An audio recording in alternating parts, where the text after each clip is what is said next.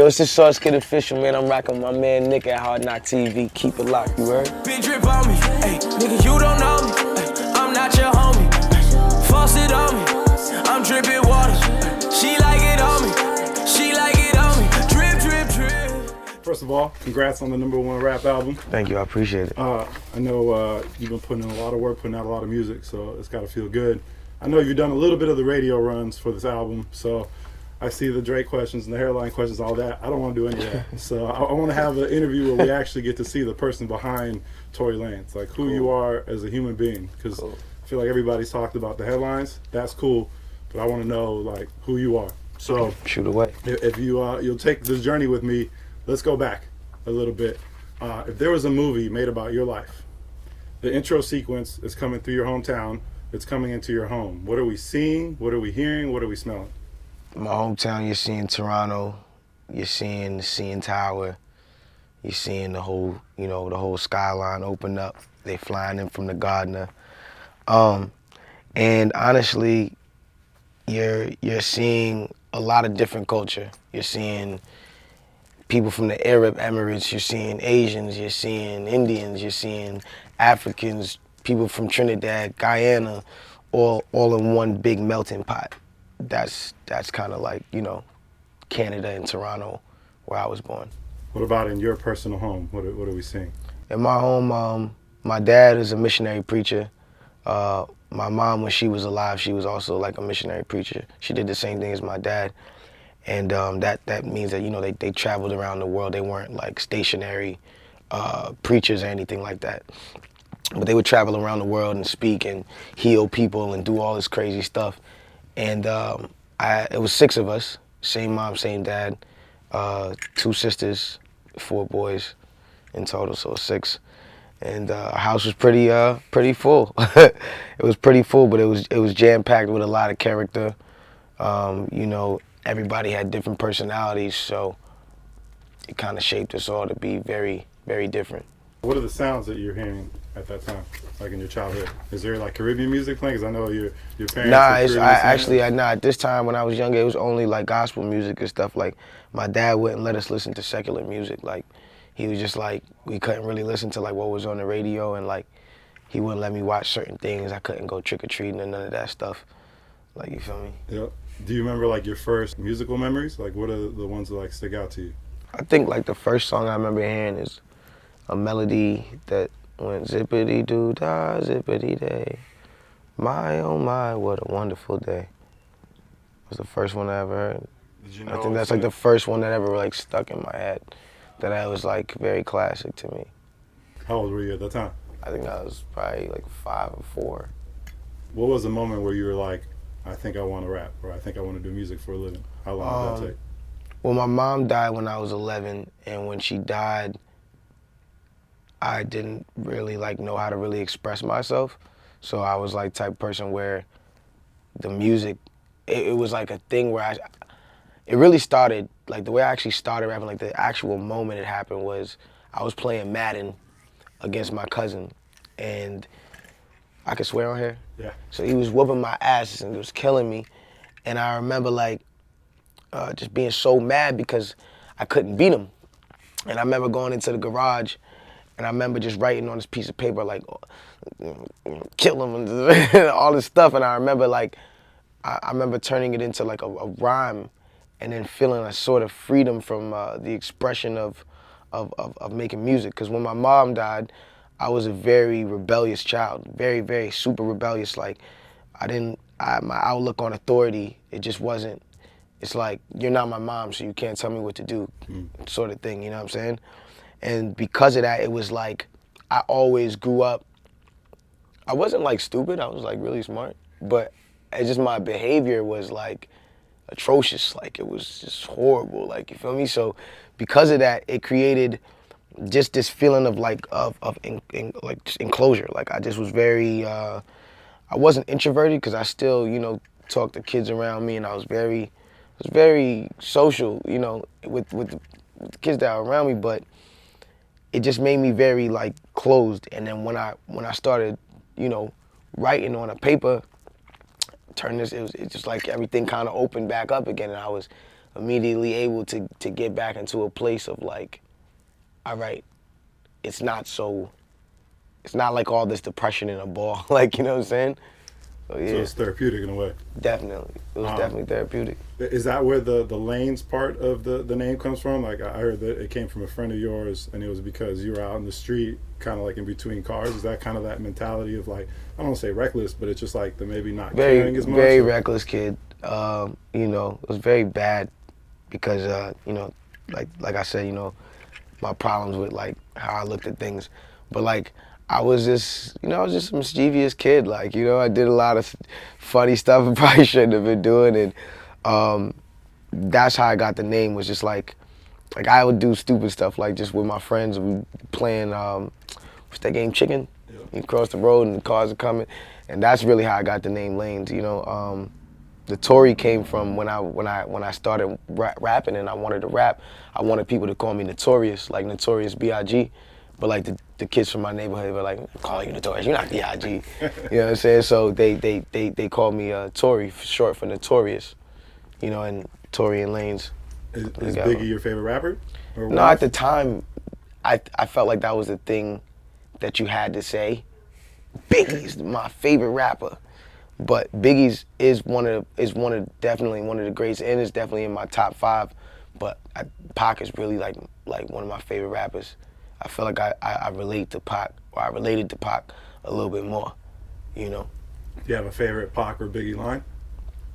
Favorite Pac line? It's a lot of Pac lines, bro. It's a lot of Pac lines. It's really, honestly, I got favorite Pac records, but I can't pinpoint every line because it's so many things that he said that were so crazy. Like I like Only God Could Judge Me. That's like one of my favorite Pac records. Wonder Why They Called You Bitch. You know, I'd Rather Be. Like those records, I'm not really like, I wasn't like super like crazed and craved out about the singles. I was more so about the inner music and the depth of it, you know. I am the remember when he was like, yo, I'm gonna spark the brain? Like, yo, that's me. I swear, yo. I promise, like that's me. He said, I'm gonna spark the brain Like, that change the world. yeah. He said, I might not change the world, but I'm gonna spark the brain that change the world. Where were you in your life when you heard that? Do you remember? I think I was in Canada, but the second time, because I was born in Canada, was there for a couple of years, and then I moved to Florida, which is where my mom died, and that's like where a lot of the stuff in my life kind of happened. Florida, from Florida I moved up to Atlanta, from Atlanta I moved up to New York, and then from New York I moved back to Toronto when I was like 14, 15. So the second time I moved to Toronto, I think is when I actually went back and heard that quote. You know, it's crazy. Like I listened to Tupac, you know, the songs and the singles, but I never really got into Tupac until I turned like 14, 15 and really understood what he was really talking about. And it was at that point that I was like, yo, something special, you know, about him. And I felt like this is the impact that I want to have, you know. There's something about Pac that I think when you're going through stuff, like I remember when I was in a really deep depressed spot for a while, I had the third verse of Me Against the World written on my wall to just kind of like help me. And you said around 14 and 15, you actually were going through some stuff too, right? Definitely. Tell me a little bit about that time in your life. 14, 15, I was facing 4 court cases. It's crazy, it was so long ago. But I was in high school and I had a weapons dangerous charge. I had a theft under charge. I had an extortion and robbery charge for nothing. I didn't even do anything. And just a whole other charge as well for weapons dangerous or whatever, some other charge. And it was just like, for me at that time, I remember being so stressed at one point that I was just like, at one point I was like, I'm not even going to court no more. I just stopped going to court. But I was a juvenile, so it was like, it was a little bit like more lenient for a juvenile when you came back into court after you missed like a date or 2 dates, you know what I'm saying? So it was a point where I was like, yo, these cases just keep piling up. I got a legal aid lawyer, my legal aid lawyer not doing nothing. You know what I'm saying? Every day I'm just going to court and they giving me another date and I'm just stuck in the system. And I was making music. I found a studio with this dude named Rhymes, and I stayed in his aunt's basement where the studio was. It was like a room about the size of this room, probably where the couch is right here. And you know, I slept on the floor of that room every day, and it was hard floor like this, but it had a little carpet over it. But you know the carpet that's like, it's not carpet, it's like just like a padding, like, you know what I'm saying? I used to sleep on the floor every day and wake up and record myself, had the booth in the closet, press record, run in the booth, press record, run in the booth, you know what I'm saying? Like that's where I came from. And then, you know, taking those songs that I had, turning them into mixtapes, taking those mixtapes, I had to connect. Shout out Hassan, you know what I'm saying, up in Scarborough. He used to print my mixtapes, give me the slips. I used to go to all the malls. Every top security at that time of the malls knew me because they kicked me out their mall. And I kept coming back, and I kept coming back and selling CDs and selling CDs. There's people right now to this day that still have the CD that I sold them. Winnie Harlow, do you see the model Winnie Harlow from Toronto? She got my first mixtape. I sold her my first mixtape. This is not a joke. like she'll tell you, like, this is I was really out there, you know, yo, let me rap for you, let me sing for you. That was my 14, 15, you know, what I was kind of going through at that time. You couldn't live with your grandma, like she like told you to go do your thing? At that time, I was 14 when that happened. And then, like, this time I'm talking about, I was probably like 15, 16. Okay. Like a year and a half after that. I was staying with these dudes. My grandma didn't let me live with her. Like, pretty much, we came from Atlanta at one point. It was me, my dad, my niece, and my stepmother. I hated her. And we, you know, we drove up to Toronto, and my grandma, because the summer previous, I stayed with my grandma, and I was just like I told you, my attitude was just crazy. She was my grandmother, but like I didn't look at her like my mom, you know what I'm saying? So it was just like one of those things where I was just mad, like disrespectful, and just, you know, and so she was like, yo, he can't stay with me. Like, she's talking to my dad, she's like, yo, you can stay here, you know, your wife can stay here, my niece, Soraya, she can stay here, but he can't stay here. So I ended up staying with one of my brother's friends. I didn't know these dudes at the time. I had supposedly met him when I was like a kid, but like, you know, when you meet people as a kid, it's like, your brother's like, yeah, you knew this guy as a kid, man. You know, it's like one of those ones, like, I didn't know him. So it was me, O-Dog, Rashawn, and Jamar. These three dudes that they were all brothers, and they were these dudes who, like, they had like a real vengeance against their mom, because their mom like did them dirty and like left them out in the cold on certain nights, and like they had to fend for themselves. So like they whole upbringing was like, yo, fend for yourself. I was 14, moving into Canada. This is the first place I'm living, and this is the first time I'm actually living, you know, away from like family, like, you know, because like my family was six kids, you know, big household family. But once my mom died, everybody started splitting up. People moved here, this, that, third. I was just the last one out. And then this was like when I ended up kind of getting out. So 3 dudes, I'm in the house, you know, they go by certain rules, but I'm not even used to like not sharing with like whoever's in the house. I'm used to sharing. So like, you know what I'm saying? I'm hungry, I go in the fridge to get something, but this was the thing in the house. It's like, yo, if you touch something that wasn't yours, like, you had to fight. That was just what it was. Like, you had to fight. And these guys were like, I was 14, these guys were like 18, 21, 24, you know what I'm saying? So you had to fight. Like, yo, so like from age 14, like, I was just fighting niggas, like, I was just fighting mad niggas, like, you feel me? Like, but it wasn't even mad niggas, it's just these niggas. It's just like, I was just fighting these niggas, and it's just like, to me, it felt like I was fighting mad niggas, because these niggas was big. These guys was grown, you know what I'm saying? I ain't fully developed yet, I'm just out here, you know? And my thing is like, one thing about me that I learned about myself at that time was like, all the built up anger, it gave me a lot of heart. And it gave me a lot of like, no matter, like, there was this dude named Dre Day, and he used to come to the house, This big nigga Dre Day, like big, like he's always like a big, you know what I'm saying?